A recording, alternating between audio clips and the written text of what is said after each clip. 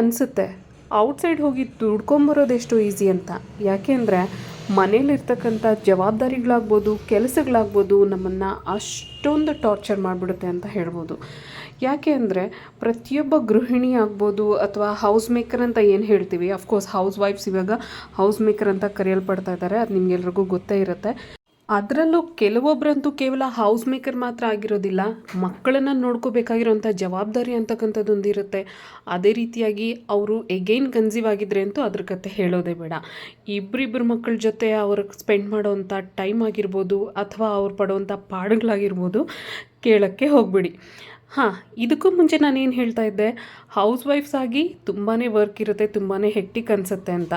ಯಾಕೆ ಅಂತ ಈ ವಿಡಿಯೋಲಿ ಕೆಲವೊಂದು ಡಿಫಿಕಲ್ಟೀಸ್ ಏನೇನು ಫೇಸ್ ಮಾಡ್ತೀವಿ ಅನ್ನೋದ್ರ ಬಗ್ಗೆ ಡಿಸ್ಕಸ್ ಮಾಡೋಣ. ಸೊ ದಟ್ ಆ ಒಂದು ಡಿಫಿಕಲ್ಟೀಸ್ನ ಯಾವ ರೀತಿ ನಾವು ರೆಕ್ಟಿಫೈ ಮಾಡಿಕೊಂಡು ಮುಂದೆ ಸಾಗ್ಬೋದು,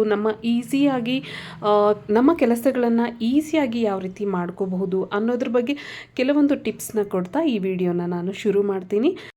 ಅಂದಹಾಗೆ ನಮ್ಮ ಚಾನಲ್ಗೆ ಯಾರೆಲ್ಲ ಹೊಸದಾಗಿ ವಿಸಿಟ್ ಮಾಡಿದ್ದೀರಾ, ದಯವಿಟ್ಟು ಚಾನಲನ್ನು ಸಬ್ಸ್ಕ್ರೈಬ್ ಮಾಡ್ಕೊಳ್ತಾ ವಿಡಿಯೋನ ನೋಡ್ತಾ ಹೋಗಿ. ಹಾಗೆ ವಿಡಿಯೋ ಏನಾದರೂ ನಿಮಗೆ ಇಷ್ಟ ಆದರೆ ಲೈಕ್ ಮಾಡಿ, ಶೇರ್ ಮಾಡಿ, ಅದೇ ರೀತಿ ಸಪೋರ್ಟ್ ಮಾಡಿ.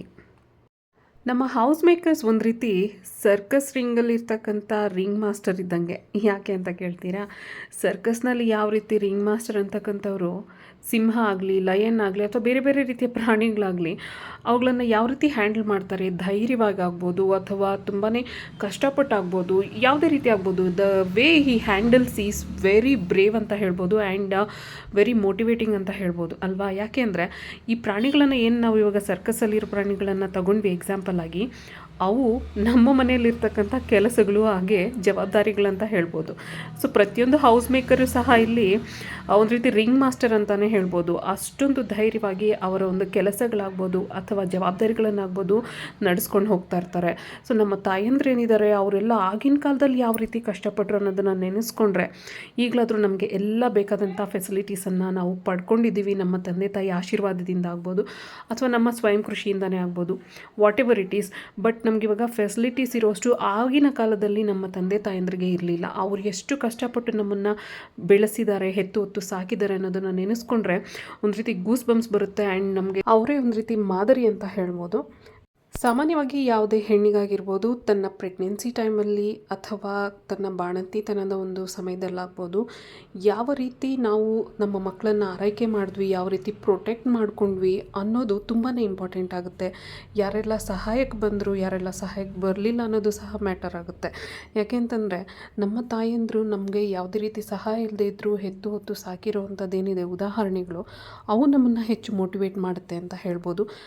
ಆ್ಯಂಡ್ ಮೋರ್ ಓವರ್ ಒಂದು ಹೆಣ್ಣಿಗೆ ಒಂದು ರೀತಿ ಸೆನ್ಸಿಬಲ್ ಆ್ಯಂಡ್ ಕ್ರೂಷಿಯಲ್ ಆ್ಯಂಡ್ ತುಂಬಾ ಸೂಕ್ಷ್ಮವಾಗಿ ನಾವು ನೋಡ್ಕೊಳ್ಬೇಕಾಗಿರೋವಂಥದ್ದು ಆ್ಯಂಡ್ ಕೇರ್ ತಗೋಬೇಕಾಗಿರೋವಂಥ ಪೀರಿಯಡ್ ಆಫ್ ಟೈಮ್ ಅಂತಂದರೆ ಅದು ಪ್ರೆಗ್ನೆನ್ಸಿ ಟೈಮ್, ಹಾಗೆ ಒಂದು ಬಾಣಂತಿತನದ ಸಮಯ ಇರುತ್ತೆ ಅದು ಅಂತ ಹೇಳ್ಬೋದು.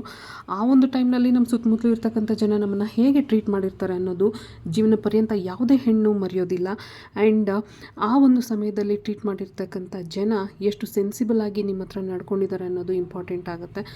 ಇದರಿಂದ ಆರೋಗ್ಯಕರ ಸಂಬಂಧಗಳನ್ನು ನಾವು ಲೈಫ್ ಲಾಂಗ್ ಮೇಂಟೈನ್ ಮಾಡಲಿಕ್ಕೆ ಆಗೋದಿಲ್ಲ ಅಂತಲೇ ಹೇಳ್ಬೋದು. ಸೊ ನೀವು ಗಮನಿಸಿರ್ತೀರಾ, ಹೆತ್ತು ಹೊತ್ತು ಸಾಕೋದು ನೀವು, ಕಷ್ಟಪಡೋದು ನೀವು, ಆದರೆ ಯಾರೆಲ್ಲ ನಿಮ್ಮನ್ನು ನೋಡಲಿಕ್ಕೂ ಸಹ ಬಂದಿರೋದಿಲ್ಲ ಅವರು ನಮ್ಮ ಮಗು, ನಮ್ಮದು ವಂಶ, ನಮ್ಮದು ಅಂತ ಮುಂದೆ ಬರ್ತಾರಲ್ಲ, ಅವ್ರನ್ನ ನೋಡಿದಾಗ ಐ ಡೋಂಟ್ ನೋ ನಗಬೇಕೋ ಏನೋ, ಇಟ್ ಸೀಮ್ಸ್ ಲೈಕ್ ಫೂಲ್ಸ್ ಅಂತ ಅನಿಸುತ್ತೆ. ಸೊ ಅಂಥ ಜನರಿಂದ ನೀವು ದೂರ ಇರೋದೇ ಒಳ್ಳೆಯದು. ಇಂಥ ಸೆನ್ಸಿಬಲ್ ಟೈಮಲ್ಲಿ ನಿಮ್ಮ ಹತ್ರ ಯಾವ ರೀತಿ ನಡ್ಕೊಳ್ತಾರೆ ಅನ್ನೋದು ತುಂಬಾ ಇಂಪಾರ್ಟೆಂಟ್ ಆಗುತ್ತೆ. ಅಂದಹಾಗೆ ನಮ್ಮ ಟಾಪಿಕ್ಗೆ ಬಂದರೆ, ಮನೆಯಲ್ಲಿರ್ತಕ್ಕಂಥ ಗೃಹಿಣಿಯರು ಯಾವೆಲ್ಲ ಕ್ರೈಸಿಸನ್ನು ಫೇಸ್ ಮಾಡಬೇಕಾಗುತ್ತೆ ಅನ್ನೋದ್ರ ಬಗ್ಗೆ ನೋಡೋಣ. ಮೊದಲನೇದಾಗಿ ಮಾತಾಡೋದಾದರೆ ಅಂಡರ್ ಸ್ಟಾಫಿಂಗ್ ಅಂತ ಹೇಳ್ಬೋದು. ಸ್ಟಾಫಿಂಗ್ ಇನ್ ದ ಸೆನ್ಸ್ ನಮಗೆ ಹೆಲ್ಪಿಂಗ್ ಹ್ಯಾಂಡ್ ಅಂತಕ್ಕಂಥದ್ದು ನಾವು ಮಾಡುವಂಥ ಕೆಲಸದಲ್ಲಿ ಯಾರದೇ ಆಗಲಿ ಇರೋದಿಲ್ಲ. ಮನೆ ಮಂದಿಗೆಲ್ಲ ಎದ್ದು ಫುಡ್ ಪ್ರಿಪೇರ್ ಮಾಡೋದ್ರಿಂದ ಹಿಡಿದು ಎಲ್ಲ ಜವಾಬ್ದಾರಿಗಳನ್ನು ಒಬ್ಬರೇ ನಿಭಾಯಿಸಬೇಕಾಗತ್ತೆ. ದಟ್ಟು ಯಾರ್ಯಾರು ನ್ಯೂಕ್ಲಿಯರ್ ಫ್ಯಾಮಿಲೀಸ್ ಇರ್ತಾರೆ ಅವ್ರಿಗಂತೂ ಮೇಯ್ನ್ ಲೀಡ್ ರೋಲ್ ಅಂತಕ್ಕಂಥವ್ರು ಹೌಸ್ ಮೇಕರೇ ಆಗಿರ್ತಾರೆ. ಯಾರೆಲ್ಲ ಕೆಲವೊಬ್ಬರು ಕುಟುಂಬದ ಜೊತೆ ಬಾಳ್ತಾ ಇರ್ತಾರೆ ಅವ್ರಿಗೆ ಒಬ್ರಿಗೊಬ್ರು ಹೆಲ್ಪ್ ಮಾಡ್ಕೊಳ್ಳೋದು ಸಾಮಾನ್ಯವಾಗಿ ಇದ್ದೇ ಇರಬೇಕು. ಇಲ್ಲ ಅಂತಂದರೆ ಅದು ಸೆನ್ಸ್ ಅಂತ ಅನ್ಸೋದಿಲ್ಲ. ಯಾಕೆ ಅಂತಂದರೆ ಒಬ್ಬರೇ ಕೆಲಸ ಮಾಡಿ 4 ಜನ ಕೂತ್ಕೊಂಡು ತಿಂತಾರೆ ಅಂತಂದರೆ ಇಟ್ಸ್ ನಾಟ್ ಹ್ಯುಮ್ಯಾನಿಟಿ. ಬಿಕಾಸ್ 4 ಜನ ಮನೇಲಿ ಇದ್ದೀವಿ ಅಂತಂದರೆ 4 ಕೆಲಸಗಳನ್ನು ಹಂಚ್ಕೊಂಡು ಮಾಡಿಕೊಂಡು ಎಲ್ಲರೂ ಒಟ್ಟಾಗಿ ಇರಬೇಕು. ಸೊ ದ್ಯಾಟ್ ಅಲ್ಲಿ ಹ್ಯುಮ್ಯಾನಿಟಿ ಅಂತಕ್ಕಂಥದ್ದು, ರೆಸ್ಪಾನ್ಸಿಬಿಲಿಟೀಸ್ ಅಂತಕ್ಕಂಥದ್ದು, ರಿಲೇಷನ್ಶಿಪ್ಸ್ ಅಂತಕ್ಕಂಥದ್ದು ಚೆನ್ನಾಗಿರುತ್ತೆ ಅಂತ ಹೇಳ್ಬೋದು. And coming to home makers, actually helping hand ಅಂತಕ್ಕಂಥದ್ದು ಸಾಮಾನ್ಯವಾಗಿ ಮೆಜಾರಿಟಿ ಆಫ್ ದ ಪೀಪಲ್ಗೆ ಇರೋದಿಲ್ಲ. ಎಲ್ಲ ಒಂದು ಕೆಲಸಗಳನ್ನು ಅವರೇ ಮಾಡಬೇಕಾಗುತ್ತೆ. ಆ್ಯಂಡ್ ಮೇಡ್ನ ಇಟ್ಕೊಂಡ್ರೂ ಸಹ ಇಂಡಿಯನ್ ಹೌಸ್ ವೈಫ್ಸ್ಗೆ ಮೇಡ್ನ ಹೈಯರ್ ಮಾಡ್ಕೊಳ್ಳೋಂತಹ ಒಂದು ಸಾಧ್ಯತೆ ಇದ್ರೂ ಆ್ಯಂಡ್ ಫೆಸಿಲಿಟಿ ಇದ್ರೂ ಸಹ ಮೇಡ್ ಮೇಲೇ ಪ್ರತಿಯೊಂದಕ್ಕೂ ಡಿಪೆಂಡ್ ಆಗಲಿಕ್ಕೆ ಆಗೋದಿಲ್ಲ. ಕೆಲವೊಂದು ಕೆಲಸಗಳನ್ನು ನಾವೇ ಮಾಡ್ಕೋಬೇಕಾಗುತ್ತೆ ಆ್ಯಂಡ್ ನಮಗೆ ಸ್ಯಾಟಿಸ್ಫ್ಯಾಕ್ಷನ್ ಸಹ ಅನಿಸೋದಿಲ್ಲ. ಸೊ ಹಾಗಾಗಿ ಕೆಲವೊಂದು ಫಾರಿನ್ ಸಿಟಿಗಳಲ್ಲಿ ನೀವು ನೋಡಿರ್ತೀರ ಮೇಡ್ಸ್ ಅಂತಕ್ಕಂಥವ್ರು ಅವೈಲಬಲ್ ಇರೋದೇ ಇಲ್ಲ. ಸೊ ಅವ್ರ ಕೆಲಸವನ್ನು ಅವರೇ ಮಾಡ್ಕೋಬೇಕಾಗುತ್ತೆ. ನಮ್ಮ ಇಂಡಿಯಾದಲ್ಲಿ ಮೇಡ್ನ ಒಂದು ಫೆಸಿಲಿಟಿ ಇದ್ರೂ ಸಹ ನಾನು ಗಮನಿಸಿರೋ ಹಾಗೆ ನಮ್ಮ ಕೆಲಸವನ್ನು ನಾವು ಮಾಡ್ಕೊಂಡಾಗಿದ್ದು ಇರೋವಂತಹ ಸ್ಯಾಟಿಸ್ಫ್ಯಾಕ್ಷನ್ ಬೇರೆ ಏನರಲ್ಲೂ ಇರೋದಿಲ್ಲ ಅಂತ ನನ್ನ ಅಭಿಪ್ರಾಯ. ನೆಕ್ಸ್ಟ್ ಎರಡನೇದಾಗಿ ಹೇಳೋದಾದರೆ ಹೋಮ್ ಮೇಕರ್ ಜಾಬ್ ಅಂತಕ್ಕಂಥದ್ದು ಅನ್ಪೇಯ್ಡ್ ಎಂಪ್ಲಾಯ್ಮೆಂಟ್ ಅಂತ ಹೇಳ್ಬೋದು. ಎಷ್ಟು ಜನ ನಾನು ಹಲವಾರು ಯೂಟ್ಯೂಬರ್ಸ್ ಅಂತಕ್ಕಂಥವ್ರು ಅವರ ತಮ್ನೈಲ್ಸಲ್ಲಿ ಹಾಕಿರೋದನ್ನು ನೋಡಿದ್ದೀನಿ. ದುಡಿದ್ರೇ ಮರ್ಯಾದೆ, ಹಣ ಸಂಪಾದನೆ ಮಾಡಿದ್ರೇ ಗೌರವ ಸಿಗುತ್ತೆ, ಮನೆಯಲ್ಲಾಗ್ಬೋದು, ಸೊಸೈಟಿಯಲ್ಲಾಗ್ಬೋದು ಅಂತ. ಅಫ್ಕೋರ್ಸ್ ಅದಿರಬಹುದು. ಯಾಕಂದರೆ ಮನೆಯಲ್ಲಿರ್ತಕ್ಕಂಥ ಕೆಲವೊಬ್ಬರು ಸಂಕುಚಿತ ಮನಸ್ಥಿತಿಯವರು ಇರ್ತಾರೆ, ಅಥವಾ ಸೊಸೈಟಿಯಲ್ಲೂ ಇರ್ತಾರೆ. ಎಲ್ಲರೂ ಬ್ರಾಡಾಗೆ ಯೋಚನೆ ಮಾಡಬೇಕು ಅಂತೇನಿಲ್ಲ. ಎಲ್ಲರೂ ಆ ಒಂದು ನಮ್ಮ ಸ್ಥಿತಿಯಲ್ಲಿದ್ದು, ನಮ್ಮ ಪೊಸಿಷನಲ್ಲಿದ್ದು ನಮ್ಮ ಕಷ್ಟಗಳನ್ನು ಅರ್ಥ ಮಾಡಿಕೊಂಡು ಯೋಚನೆ ಮಾಡಬೇಕು ಅಂತ ಇಲ್ವಲ್ಲ. ಸೊ ಸಂಕುಚಿತ ಮೈಂಡೆಡ್ ಅವರು ಮಾತಾಡ್ತಾರೆ. ಅದಕ್ಕೆ ಅಂತ ತಲೆ ಕೆಡಿಸ್ಕೊಳ್ಳೋ ಅವಶ್ಯಕತೆ ಇಲ್ಲ ಅಂತ ನನಗನ್ಸುತ್ತೆ. ಯಾಕಂತಂದರೆ ನೀವೆಷ್ಟು ಹಾರ್ಡ್ ವರ್ಕ್ ಮಾಡ್ತಾ ಇದ್ದೀರಾ ಬೀಯಿಂಗ್ ಅ ಹೌಸ್ ವೈಫ್ ಅಥವಾ ಬೀಯಿಂಗ್ ಮಾಮ್ ಅಥವಾ ಪ್ರೆಗ್ನೆಂಟ್ ಅನ್ನೋದು ನಿಮಗೆ ಮಾತ್ರ ಗೊತ್ತಿರುತ್ತೆ. ಯಾರೆಲ್ಲ ನಿಮ್ಮನ್ನ ಬೆರಳೆತ್ತಿ ತೋರಿಸ್ತಾರೆ, just ignore them and do your duty. It will definitely gives you respect ಅಂತ ಅನಿಸುತ್ತೆ ನನಗೆ. ಯಾಕಂತಂದರೆ ನಿಮ್ಮ ಒಂದು ಪಾರ್ಟ್ನರ್ ಏನಿರ್ತಾರೆ ಅವರು ನಿಮಗೆ ರೆಸ್ಪೆಕ್ಟ್ ಕೊಟ್ಟರೆ ಸಾಕು. ಅವರು ನಿಮ್ಮ ಒಂದು ಲಾಯಲ್ಟಿನ ಅಥವಾ ಪ್ರೀತಿಯನ್ನು, ವಿಶ್ವಾಸವನ್ನು ನೀವು ಎಷ್ಟು ಮನೆಗೋಸ್ಕರ ಜವಾಬ್ದಾರಿ ತಗೊಂಡು ಎಷ್ಟೊಂದು ರೆಸ್ಪಾನ್ಸಿಬಲ್ ಆಗಿ ಫೀಲ್ ಆಗ್ತಾ ಇದ್ದೀರಾ ಅಂತ ಅವರು ರೆಕಗ್ನೈಸ್ ಮಾಡ್ತಾ ಇದ್ದಾರಾ ಇಲ್ವಾ ಅನ್ನೋದೇ ಮ್ಯಾಟರ್ ಆಗುತ್ತೆ ಅನ್ನೋದು ನನ್ನ ಒಂದು ಉದ್ದೇಶ. ಆ್ಯಂಡ್ ಸರ್ವೆ ಪ್ರಕಾರ ಹೇಳೋದಾದರೆ ವೀಕ್ಲಿ 7 days ಒಂದು ಹೌಸ್ ಕೆಲಸ ಅಥವಾ ಹೌಸ್ ಮೇಕಿಂಗ್ ಕೆಲಸ ಅನ್ನೋದೇನಿರುತ್ತೆ ಅದನ್ನು ಒಂದು ವುಮೆನ್ ಮಾಡ್ತಾ ಇದ್ದಾರೆ ಅಂತಂದರೆ ಅದಕ್ಕೆ ಒಂದು 10,000ದಷ್ಟು ವೇತನವನ್ನು ಫಿಕ್ಸ್ ಮಾಡ್ಬೋದು ಅಂತ ಹೇಳಲಾಗ್ತಾ ಇದೆ ಒಂದು ಸರ್ವೆ ಪ್ರಕಾರ. ಸೊ ನೀವು ಗೆಸ್ ಮಾಡಿ ಹೌ ವರ್ತ್ ಯು ಆರ್ ಅನ್ನೋದನ್ನು. So don't be ashamed of yourself, you should be proud of yourself ಅಂತ ನನಗನ್ಸುತ್ತೆ.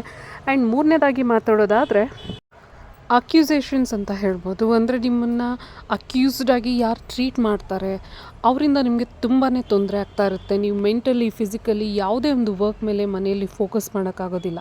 ಅಂದರೆ ಇನ್ನೂ ಸರಳವಾಗಿ ಹೇಳೋದಾದರೆ ನೀವು ಮಾಡದೇ ಇರೋ ತಪ್ಪಿಗೋಸ್ಕರ ನೀವು ಬ್ಲೇಮನ್ನು ತಗೋಬೇಕಾಗುತ್ತೆ.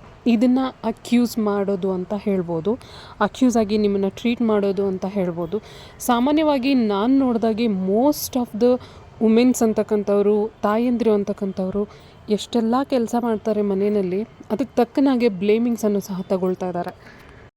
ಯಾವ ರೀತಿ ಅಂತ ಹೇಳೋದಾದರೆ, ನೀವೇ ಹೆತ್ತು ಹೊತ್ತು ಸಾಕಿರ್ತಕ್ಕಂಥ ಮಗು ಏನೋ ಒಂದು ಸಣ್ಣ ತಪ್ಪು ಮಾಡ್ತು, ಅಥವಾ ಪಕ್ಕದ ಮನೆ ನಾಯಿ ಅನ್ನೋದು ಬೊಗಳ್ತು, ಅಥವಾ ಇನ್ನೇನೋ ಸಣ್ಣ ಒಂದು ಮಿಸ್ಟೇಕ್ ಅಂತದ್ದಾಯಿತು, ಅದಕ್ಕೆ ನಿಮ್ಮನ್ನೇ ಬ್ಲೇಮ್ ಮಾಡೋದು. ಫಾರ್ ಎಕ್ಸಾಂಪಲ್, ಒಂದು ಮಗು ಬೆಳವಣಿಗೆ ಅಂತಕ್ಕಂಥದ್ದು ಕೇವಲ ನಿಮ್ಮ ಹತ್ರನೇ ಆಗಿರೋದಿಲ್ಲ. ಸುತ್ತಮುತ್ತ ಹಲವಾರು ಜನ ಇರ್ತಾರೆ, ನಿಮ್ಮ ಕುಟುಂಬ ಸಭ್ಯರು ಇರ್ತಾರೆ, ಅವರಿಂದಾನು ನೋಡಿ ಕಲಿಬಹುದು. ಮಕ್ಕಳು ಒಬ್ಬರನ್ನು ನೋಡಿ ಇಮಿಟೇಟ್ ಮಾಡಿ ಅಥವಾ ಅನುಕರಣೆ ಮಾಡಿ ಕಲಿಯುವಂಥದ್ದು ಹೆಚ್ಚಿರುತ್ತೆ. ಸೊ ಹಾಗಾಗಿ ನೀವೇ ಅದಕ್ಕೆ ರೆಸ್ಪಾನ್ಸಿಬಲ್ ಅಂತ ನಿಮ್ಮನ್ನ ಬ್ಲೇಮ್ ಮಾಡುವಂಥ ಕುಟುಂಬ ಸಭ್ಯರು ಇರ್ತಾರೆ. ನೀನು ಸರಿಯಾಗಿ ಬುದ್ಧಿ ಕಲಿಸಿಲ್ಲ ಅಂತ ತಾಯಿನ ಮಾತ್ರ ಬ್ಲೇಮ್ ಮಾಡ್ತಾರೆ ಹೊರತು ಮಗು ಪರಿಸರದಿಂದನೂ ಕಲಿಯುವಂಥ ಸಾಧ್ಯತೆ ಇದೆ, ತನ್ನ ಸುತ್ತಮುತ್ತಲು ನೆರೆಹೊರೆಯವರಿಂದ ಕಲಿಯುವಂಥ ಸಾಧ್ಯತೆ ಇದೆ ಅಂತ ಯಾರೂ ಮೆಚೂರ್ಡ್ ಪೀಪಲ್ ಯೋಚನೆ ಮಾಡೋದಿಲ್ಲ. ಮೆಚುರಿಟಿ ಇರೋರು ಈ ರೀತಿ ಸಣ್ಣತನದಿಂದ ನಡ್ಕೊಳ್ಳೋದು ಇಲ್ಲ.